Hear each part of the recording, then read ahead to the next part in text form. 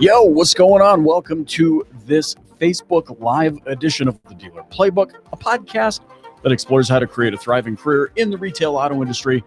I'm Michael Cirillo. Today we're talking coronavirus and overthinking things and just how that can have an impact on the industry. What's going on, gang? Happy Tuesday. How's everybody doing today? I want to just pop this open real quick and make sure we are being heard. Hey, do me a favor, share this out. Share this out with somebody that you believe is going to get value. We're talking about coronavirus. Yes, of course, we're going to be talking about it. Everybody's talking about it. We need to be talking about it. And I want to get your opinion on what you believe this is. Also, I want to get your opinion on what you think the impact of the coronavirus will be on the retail auto industry, because after all, this is the Dealer Playbook, and so we got to be talking about our beloved industry. Is it hysteria? Is it a conspiracy? What's going on here? What's going on with this coronavirus? Why are we all out of toilet paper? Give me a call. I want your opinion. 780-306-2021. That is 1-780-306-2021. Okay. I want your opinion. I want your opinion on the coronavirus. Okay. Give me a call. Let's talk about this. Let's talk this through. Whitney Wells, Bill Schomburg, what's going on? Hi, Michael Cirillo. Hi. Hey, Michael Cirillo, says Bill. And everybody hears me coming in loud and clear. All right, cool. So I want to make sure that we are not freezing up here. If you are here, say hi in the comments so I know that you are here, so that I know that you are watching live. Robert, I see you. Robert says, should I call in? I think you should call in. Let's talk about it. What's going on? We all out of toilet paper? Man, I'm in Alberta and there's no toilet paper to be had. You know what I'm saying? Like the toilet paper is gone. I need somebody to explain this toilet paper thing to me as well. We're going to be talking about that. Patrick Nash, what's going on, my man? Hope you're doing well. If you are here watching live, do me a favor, share this out. Let's get your opinions. I want you to call me 780-306-2021. What's your opinion on the coronavirus? Is it hysteria? Is it a conspiracy? Is it a distraction? And, obviously, this goes without saying. We don't want to approach this from an insensitive perspective. Of course, there's been fatality and there's death, but I want to know where the mass hysteria is coming from. Here we go. First caller. What's going on, Robert? How are you? I'm good. How are you? Fantastic, man. So I'm only calling it because I got coworkers that are just going crazy over this, right? Like, yeah, talking about toilet paper stock. This guy goes and buys everything. He's buying masks. He'll call up stores. They say they got some in stock. He'll leave work and just go get it. Yeah.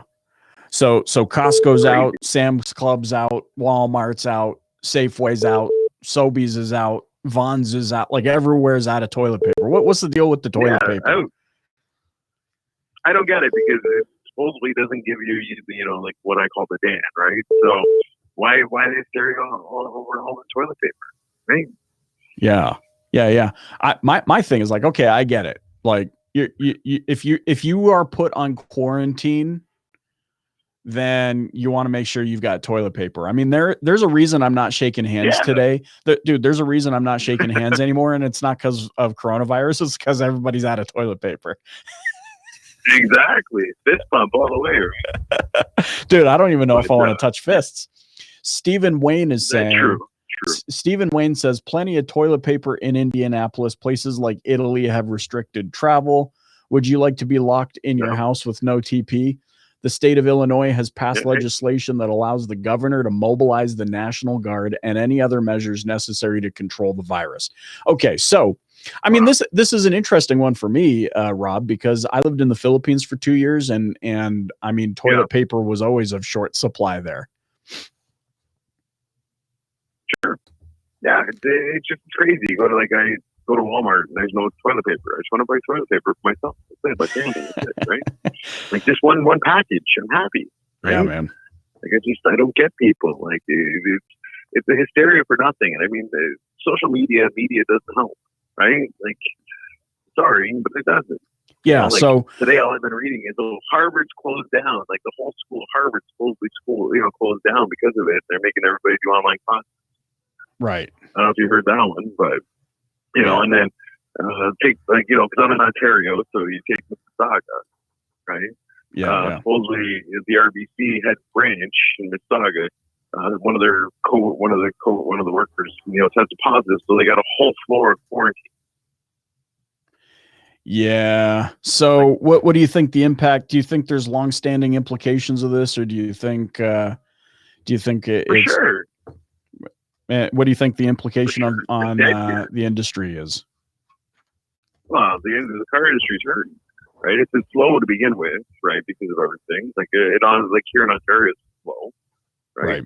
And this coronavirus thing doesn't help because nobody wants to come out. And if they are going out, they're going out to other stores to buy toilet paper, right? Or masks or whatever. They're not coming to buy cars, right? So it hurts, right? For us, we want to make money, but people still need vehicles, right? I'll tell you what, man, like if I'm betting on the end of the world, and I know that sounds incredibly insensitive, but if I'm a car dealer and this is the beginning of a zombie apocalypse, then I want to be the dealership that is providing cars to everybody to get the balls out of Dodge. For sure. That'd be awesome. That'd be great. But nobody's going to think that way. I saw a post today. I'm not sure. I can't remember who posted it, but I thought it was brilliant. They took a picture of a closet full of toilet paper and said, "Hey, I got a limited supply of toilet paper and it can be yours for $29,995. And if you pull the trigger right now, then I will throw in a Nissan Altima of your choice or color." That's awesome. That's great.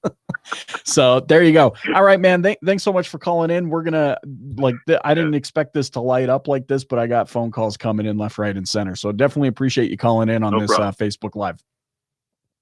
Thanks, bud. Appreciate it. All right, talk soon. Bye. All right, there you go. So that is Rob, who also a member of the DPB Pro Facebook group. If you want to really experience accelerated growth and get your things straight, get your mind right, and see things for what is really going on and all the opportunities you have to leverage, definitely join that group. Apply to join that group. And do me a favor. I mean, if this is a topic and we're striking a chord and we want to be able to talk this through and you want to be able to get your message out there and your voice heard, give me a call, 780-306-2021. I want to talk to you and get your opinion on what is going on and especially what the impact will be of the coronavirus. While we're waiting for a call, let me just say hi.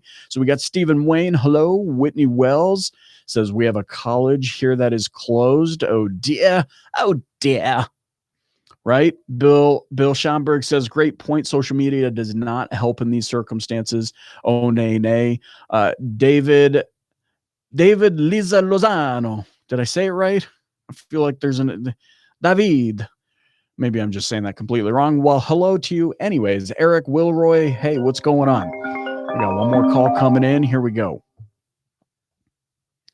All right. Well, I'm dying to know what's your feedback on this whole deal? Hi, Michael. Hey, how are you? Good, thank you. The thing that strikes me is the question around what are the OEMs going to do? That the dealers are the ones suffering. The OEMs really have a responsibility here. If a franchisee and a franchisor have the right kind of relationship, and this should just highlight how this relationship is all one-sided. I believe this about a whole bunch of topics, but this circumstance with the virus just literally highlights it in a way no one else could. You just couldn't manufacture this. So right. I don't know that I'm on the right board, but that's why calling you, having the opportunity to put that out there in a manner that, people will hear. I'm just curious, am I way off base? And what can be done about it? And it's maybe nothing, but it sure brings up the question in a way that, again, I don't think any other circumstance could do. Yeah, what's interesting is, I mean, now that it is upon us and now that we're dealing with it, the response to it must be appropriate in order to figure out, like, what are we going to do? But, I mean, Bill, like I've been raised and taught ever since I can remember that it's important for us to, I mean, it's like chiropractor. The chiropractor can help respond when you're in pain, but a good chiropractor wants you to be in preventative maintenance, health mode, whereby there's some longevity. And so I was raised in a way where it was like, hey, have food storage, have supplies on hand, have certain things, so that my response won't be panic and hysteria. My response will be, I prepared for something like this. And I'm not talking about going and digging a hole in my backyard and putting a bomb shelter in there. That might be somebody's response to this. My response is, hey, cool. Like, I don't need to panic over toilet paper because I was building up supplies, when things were good. Or I don't need to worry about what I'm going to feed my children because I was building up supplies when things were good, when nobody, it's almost like the whole Noah's Ark thing. Like nobody knew how to respond, even though there had been warnings of something. And I mean, if people don't think there's been warnings of viral outbreaks, I mean, 2 years ago, it was what? It was not SARS, but Ebola or whatever. Like we've had Ebola, we've had SARS, which SARS was basically coronavirus number one, right? We've had different strings. We had the bird flu, the swine flu, the whatever, the green olive flu, because I don't really like green olives. Like we've had all these different types of outbreaks, and they've basically since 2000, they've been happening every 2 years. So for me, like, go ahead. Oh, forgive me. The thing that comes to mind is my own recent health scare, and the ability to come through that. So I love the personal responsibility aspect. In my initial commentary, I didn't mean to release the dealers, release the DPs from their own responsibility, but there again highlights that issue. If you're not going to be personally responsible, you're always going to look for somebody else to blame. And that is not a mentality that fosters growth, fosters planning, fosters the things that are necessary to be personally responsible. Because the DP is not just responsible to himself. Given the size of a particular rooftop, they're responsible for 10 families, 30 families, 50 families, 200 families. Yep. And that leadership aspect is so important. It's either there or it's not. So I agree with your assessment. And as far as my own personal actions, I'm living my life, meaning I'm not going to panic. It doesn't mean that I'm not aware, but I'm not going to participate in the hype or the hysteria that's being driven by multiple sources of information. Nobody knows the agendas of other people. You can only be responsible for your own agenda, and if you're not with like-minded people, you know it pretty quickly. Yeah, I'm with you. All right, buddy. Thank you so much for giving me a call on that one. Love that you're here, and certainly appreciate your insights and wisdom. Thanks for the podium. See you, man. All right, buddy. Bye. Well, there you go. That's 2 out of 7 billion people. I would love your opinion. Do me a favor, share this out. Let's see how many people we can get in here to have this conversation. I feel like everybody is posting everything and they're hoping everybody will see it. Well, here's another, you just heard Bill say it, another podium by which we can have a conversation about this. And also, you know, in the context of what we're doing here with the Dealer Playbook, I want to know what you think or what you're observing the possible impacts of this is on the auto industry, on your ability to grow. Anthony Alagona in the house. Anthony gets one of those. He gets that sound. He says, hey, Michael Cirillo, what's going on, my man? How are you these days? He's got, dude, if you're not following Anthony, I mean, you need to be following Anthony. And likely, if you're following me, you're probably already following Anthony. Dude is just a freaking BDC sales assassin is what I refer to him. He says he's coming to Canada soon. Ooh. What part of Canada are you coming to? Hey, you're a level-headed dude. I want your opinion on this if you got 12 seconds to spare with me. What's your whole take on COVID-19 and those poor people at COVID? That's a shame. Anyways, but maybe it's not. Maybe it's actually impeccable marketing. Who knows? If you have an opinion about coronavirus, is it hysteria? Is it conspiracy? What's going on with the coronavirus? I want to hear your thoughts. 1-780-306-2021. And hey, by the way, if you don't catch us on the live stream, you can send me a text at that exact same number, 1-780-306-2021. I would love to be able to feature your message on a upcoming episode of the Dealer Playbook podcast. By the way, I just have to pause for a minute. I need to send a massive, big, or as we say where I live, a dako. Thank you. A big thank you to the Philippines, man. You know, part of my heart is in the Philippines.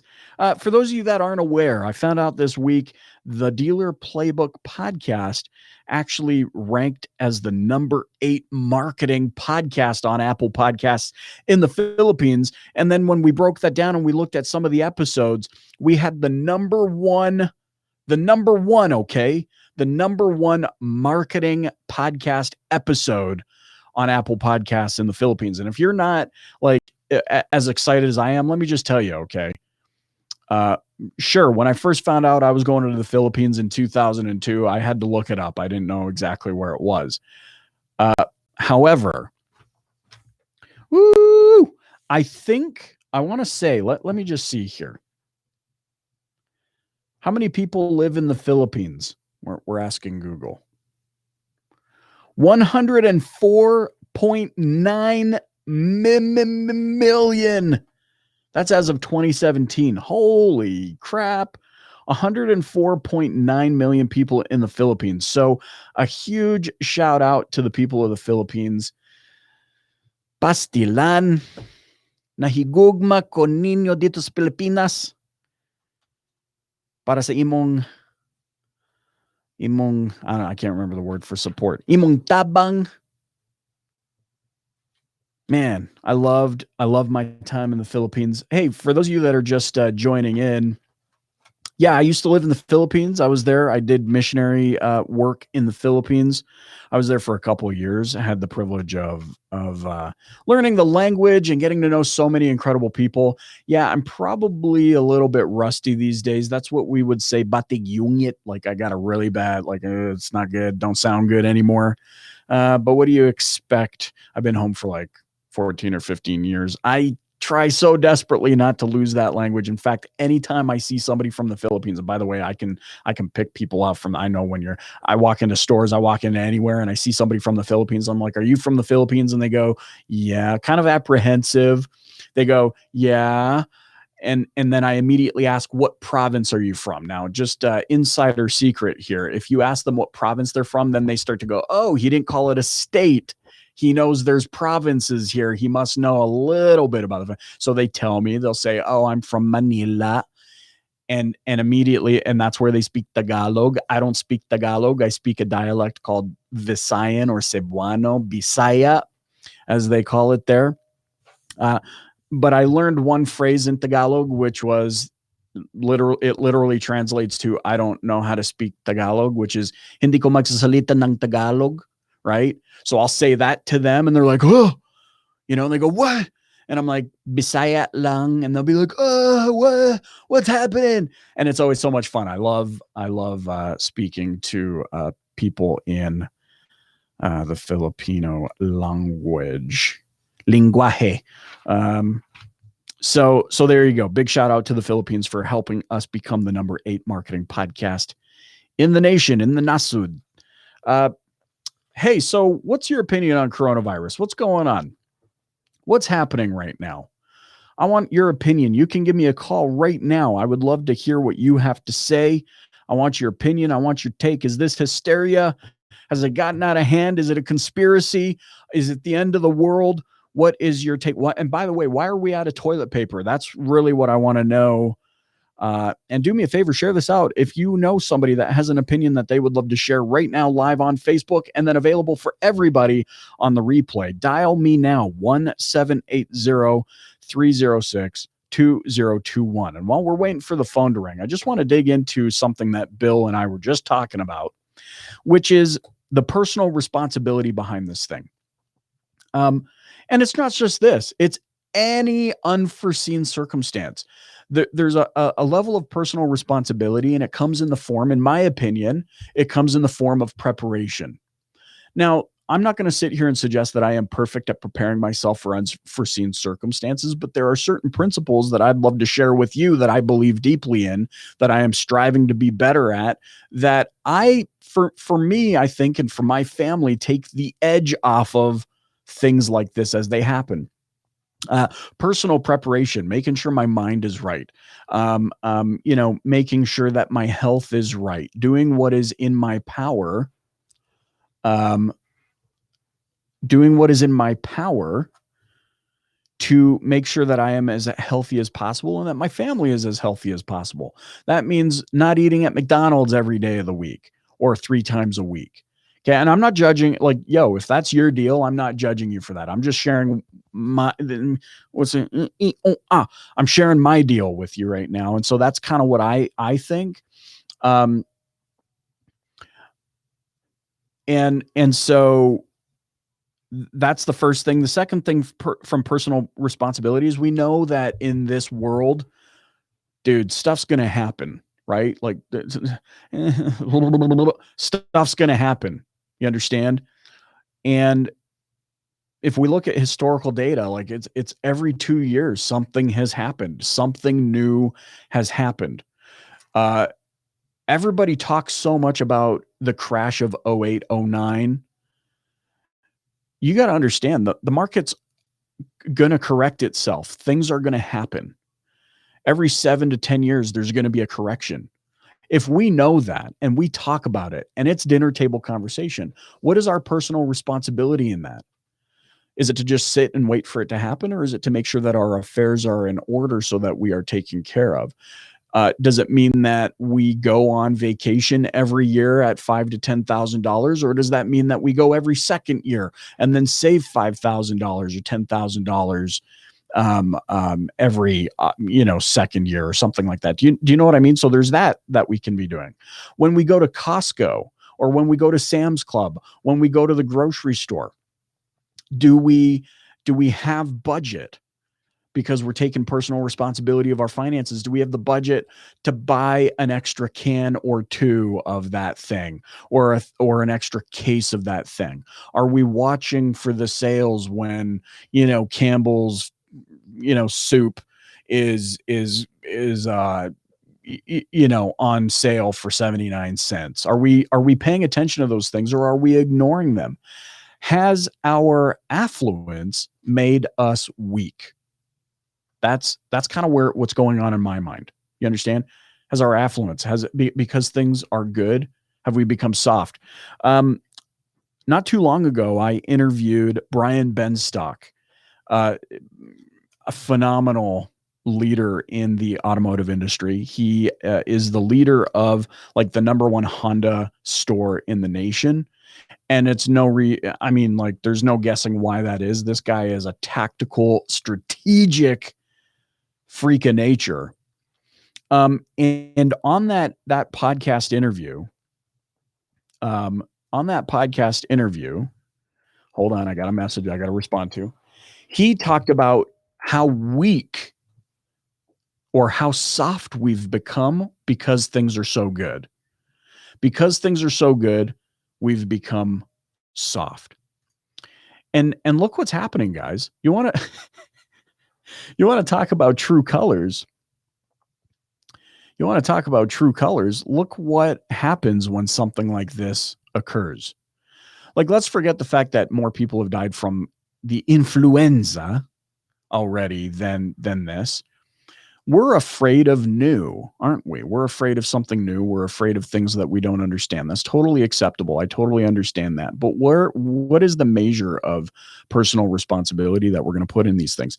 I want your opinion. 1-780-306-2021. 1-780-306-2021. Man, I got messages coming all over the place. Hey, like if you're sending me a message, dial the number. I want to talk to you. And so I want your take on this. I really do want your take on what's happening in the car business. What do you think the long-standing impact of something like this will be on the car business? What else do we have on the list here? Hey, I got a question for you. Let's switch gears here just a little bit. I mean, if you do have an opinion on coronavirus and you want to talk about it, give me a call, 1-780-306-2021. I love hearing your voice. Okay. It just warms my soul. And by the way, if this is a topic that's striking a chord or you feel like somebody needs to hear about this, do me a favor, click that share button and share out this live episode of the podcast. All right. So I posted something on Instagram a few days ago that got a lot of traction. And I was particularly excited about that because it's something that I've learned in my life is crazy true. And as I've become, as I've grown in business and as I've grown as a person and as I'm constantly striving to grow, it's something that I've realized held me back from doing things in my life. I wish it's one of those, I wish I figured this out sooner, but I'm so glad I figured it out. So what I posted was an image quote of my own musings and meanderings. I commented, when you overthink, you underact. When you overthink, you underact. And so I wanted to bring this question to you on this Facebook Live. Before I do, I have to say hello to Chandra Zog Kibilan. I have to say hi. I mean, I should say hi. It's the right thing to do. She's my sister-in-law, who, by the way, has a daughter living in the exact same place today that I lived in the Philippines 14 or 15 years ago. And so I am super excited that she's there and learning the language because when she gets home in like a year or whatever, oh man, it's just going to be, we're going to be able to just talk back and forth in the language that we oh so love. So Chandra Zog Kibilan is with us. Rick, what's going on, my man? Mandy, hello. If you get on coronavirus, the hysteria, or maybe it's not hysteria, I still want your opinion. This is not one way or the other. This is not a bias Facebook Live. I'd love to hear your thought process on what's going on right now. 780-306-2021. That's 1-780-306-2021. Now, while that's stewing, I want to ask you, what is something that you keep overthinking? What is something that you keep overthinking? What is something that is holding you back? What's a thought process that you just keep coming back to that has caused you to stop dead in your tracks? I've learned from my experience that when you overthink, you underact. And this is something that I actually learn over and over and over again. In fact, part and parcel with that lesson is learning the importance of surrounding yourself with the right people, constantly surrounding yourself with the right people. I am so grateful that I get to be in a room all the time with people that are so much smarter than I am. One example of that, and you've seen us all over the web together. My pal Glenn Lundy, he even said something on his show. He does a morning show, hashtag Rise and Grind, 5 days a week, 5:30 a.m. Eastern time, which you need to check out. You can check it out here on Facebook. It is, I'm almost certain. I would say a solid 97.6% positive. It will, in our lifetime, be the number one most watched morning show on Facebook. He said something the other day that even made me realize that I was overthinking something. So on his show the other day, he talked about, he actually showed a picture of him and I. We were at a conference together. And he talked about essentially, and I'm paraphrasing, like dramatically paraphrasing, but he basically was talking about needing a yin to your yang. And how you need people in your network that, although they might have similar vision or they're like-minded, they might actually be a polar opposite. And he said something, and I know he's going to see this at some point, and that's totally cool, because this is actually a very positive thing in demonstrating that you can never be done learning, and you can actually, in many contexts, never be done overthinking certain things. He made me realize, he triggered me the other day on his show. He showed a picture of me and he said, like, yo, I am an incredible, like, I am an extrovert to the umpteenth degree. I'm a connector. I like to connect people. I like to be the, this sort of a thing. Glenn is that way, man. Like, if we walked into a room, if we walked into a banquet together, I don't know why a banquet. That's the first thing that came to my mind. If we walked into a banquet together, there's a big part of Cirillo that would go and look for the empty table. And there is a massive part of Lundy, of Glenn, that would look for the table where all the seats were taken except for one. Like, he would go and sit in that one final empty chair, which is totally cool.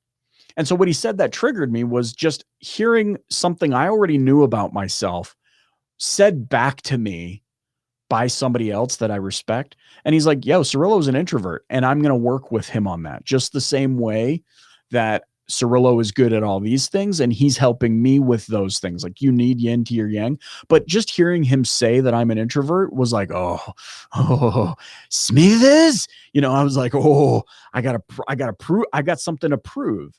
But what he was able to extract out of me in that very moment was the fact that I have been wanting to do what I'm doing right now for so long. I got a whiteboard on the wall right here that has plans on it. I have another whiteboard down the hall in my office that has plans on it of how I think I've even got, I do. I've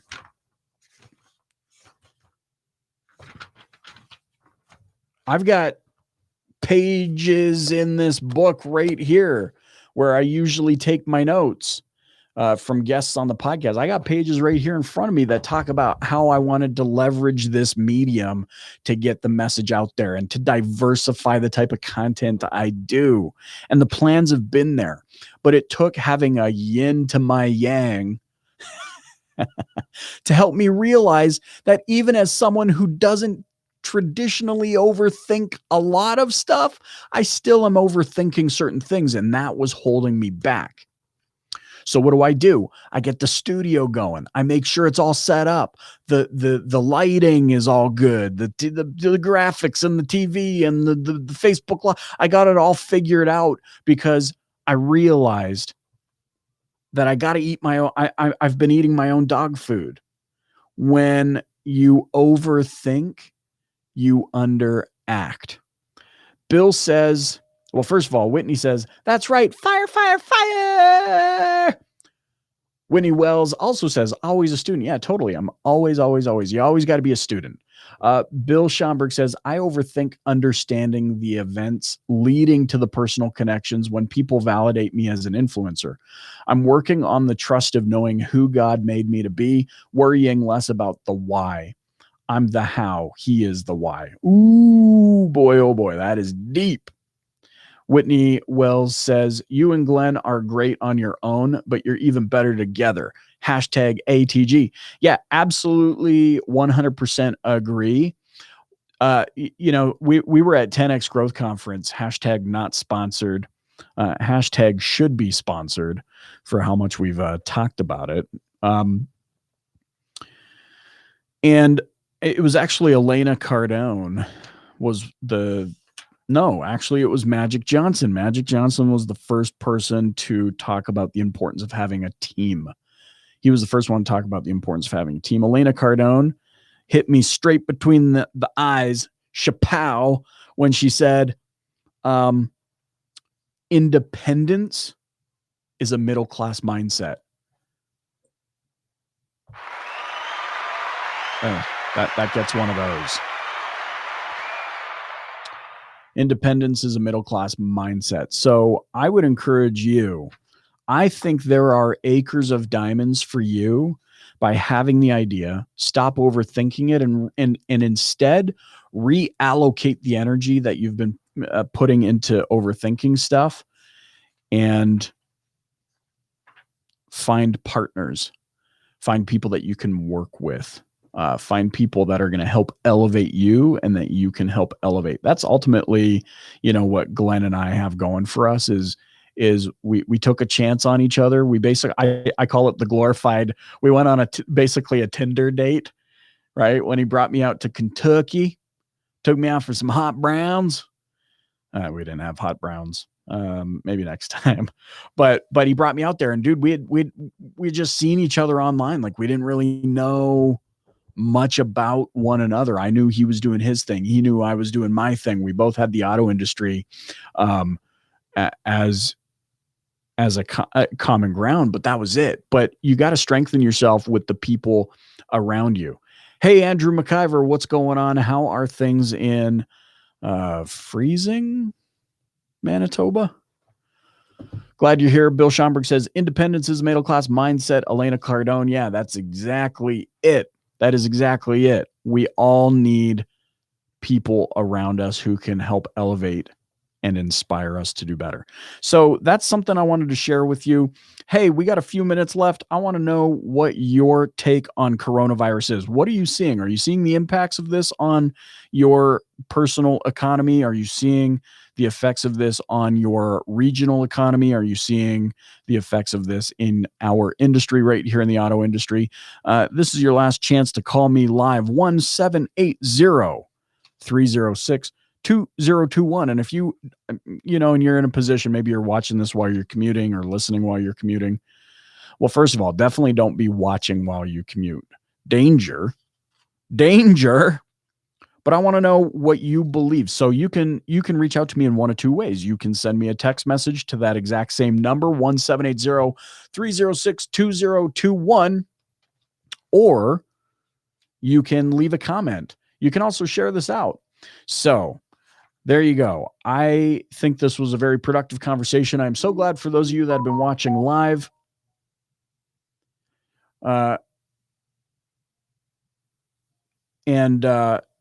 Speak of the devil, I just got a text message from Glenn Lundy, and he's telling me stuff about the coronavirus. And so I let's participate in a text message together. Wow. I'm just doing a Facebook Live about this very topic. And now you're on it. You should call in.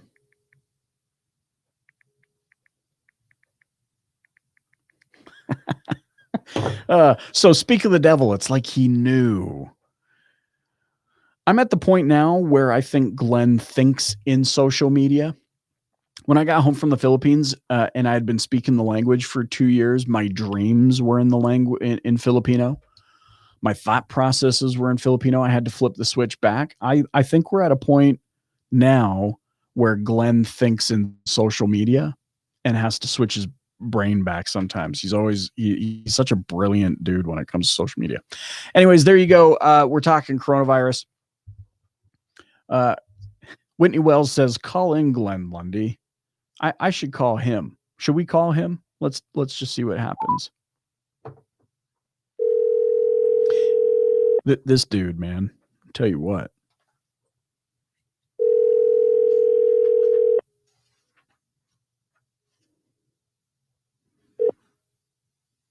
Hello.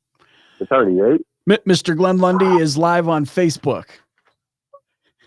Oh, I am? Yeah. What's going on, dude? Okay, well, it's Glenn Lundy and Glenn Lundy's mom and Fisher and Oakland and Willow and Savannah and Meredith, and she's holding some ice on her head because she got hit by a wiffle ball, and my wife and Grandpa. We're apparently live right now on Michael Cirillo's show. Yeah, you are.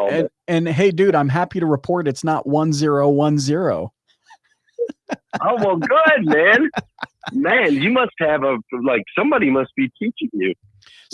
It's funny to get you more social media exposure. I was just talking about you and how you triggered me on your show the other morning, and then and also we're talking about coronavirus, whether or not it's hysteria, conspiracy, is it legit? What's the impact on the car business? And so, since you are the man, the myth, the legend, what is your 27-second take on the impact of coronavirus? And do you have toilet paper? Well, here's the thing, Mr. Cirillo. So I am not concerned about the virus itself. I'm not concerned about the germ, the bug, the virus, whatever, the sickness. That doesn't concern me. However, I do have a healthy fear of our government and their agendas and the ability for media and mass hysteria to cause problems.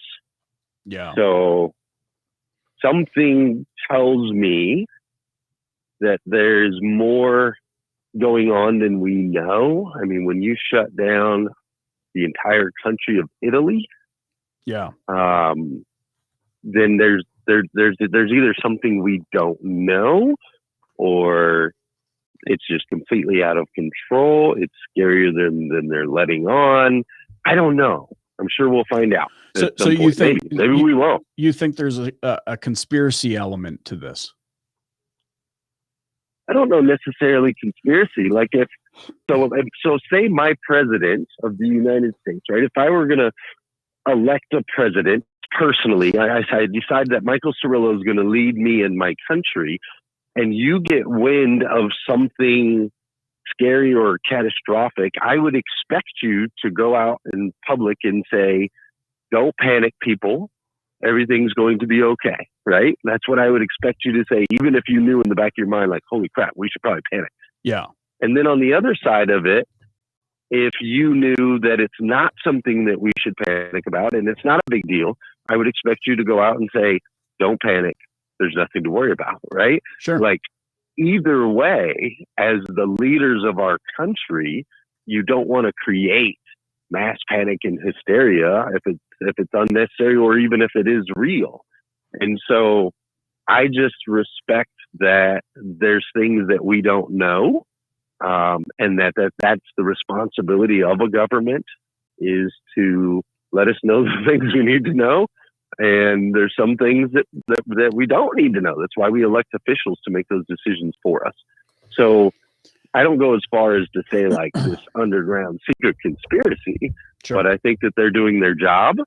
And by doing their job and the way that it's being done right now, it tells me that there might be more to this than we currently know. Yeah, I'm with you there. I think there's a lot of power being thrown around, and we don't Sure. know what's going on. And ultimately, I think my bigger concern right now is, you know, and you don't have to say an exact number, but how much toilet paper do 7 kids go through? Bro, it's enough to where we have to like have people come out. They say on like a septic tank, you can normally like get it cleaned every 5 years or something like that. But we like have, you know, they know us by first name. So it's like, hey, the Lundys, yeah, we'll be right out to to make sure everything's managed and taken care of, especially with the little ones that feel like they need half a roll. Dude, your septic tank, I'm just picturing a septic tank that they had to dig as deep as the Empire State Building, because that's actually what you need. It's just sitting there under the soil. Oh man, we had okay. to have him come out one time and he opened the lid to the septic and we looked down inside and there was Mickey Mouses and Barbies and Legos and oh no, there's enough toys in there for you know, for a toy drive or something. Hey, well, don't tell the kids and then give it re-gift for Christmas. There you go. See if they recognize So with that them. said, we are right now doing there's some concerns with Hustle and Grind Con. If the United States follows suit and starts to place some travel restrictions and things like that, so we're concerned that if we move forward with Hustle and Grind Con, which is 7 weeks from now or 6 weeks from now, if we move forward and they put in some additional restrictions, then it'll be too late 6 weeks from now to make a decision. And so we're kind of weighing all of our options right now. Like if we make decisions now, then people that have travel arrangements can get refunds, or, you know, with hotels, if it's more than 30 days, things like that. Whereas if we go forward as normal, again, we're not afraid of the virus itself, but if we go forward as normal and then they restrict travel, you know, the week before the conference and nobody can get there, then we have a problem. Yeah. Or, you know, even people coming from out of country like myself, if I'm there and then all of a sudden they restrict travel and next thing you know, I'm stuck. Correct. Yeah. So we're having to weigh all that out right now. Coachella today postponed. Coachella, they moved it it was going to be April 10th. They moved it to October. You know, it's just what is the best thing for everyone? Wow. What is the best thing in this situation? You know, what is the best thing to do in a bad situation? That's what we're trying to figure out right now. Well, I feel like I need more opinions on this. Hey, if you're watching live on Facebook, I would love to hear what you have to say. Travel advisory, no travel advisory. What's happening? Help Glenn and his team out. I want to know. 780-306-2021. Mr. Lundy, my man, my friend, my pal, my trigger. By the way, you're gonna have to go and watch the highlights of this one so you can see why you triggered me this week and why it's the best thing that's ever happened to me this week. But thank you, man. Appreciate it. Say hi to the family. All right, will do, man. And I've got to get me one of these phone-ins for Rise and Grind. Yeah, cool. You do. It's so cool. It's so nerdy. All right. Catch you later. All right. All right, bye. See ya. All right, let's say hi. Who is hopping in here? Kevin McKillop has joined. Hello. Craig Lockard, my man. What's going on? Mark Jennison. Hey, Mark. All of these DPB alum guests hopping on the live podcast. If you have an opinion about coronavirus and its impact on the business, give me a call. 780. That's 1-780-306-2021.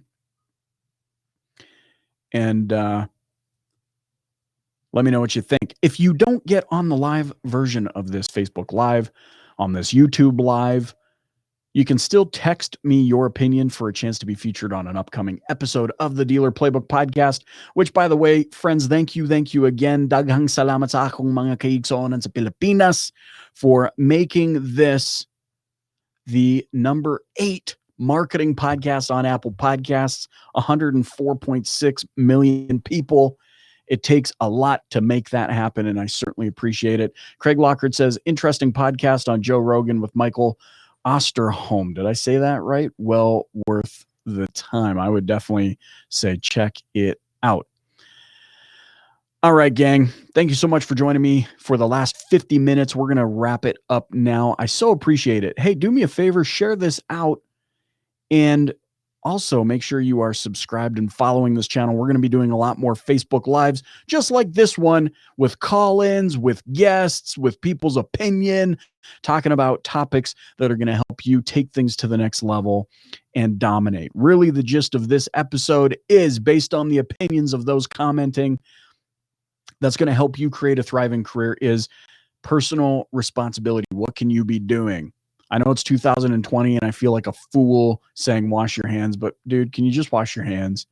Enough going to the movie theater, walking into the bathroom, walking out without washing your hands, and then going and touching the what do I want to eat? You're standing at the concession going, oh, what should I eat? Dude, wash your hands, or else you're going to eat a fist. End rant. There you have it, folks. Thank you so much for joining me here on the Dealer Playbook podcast. Have a great evening.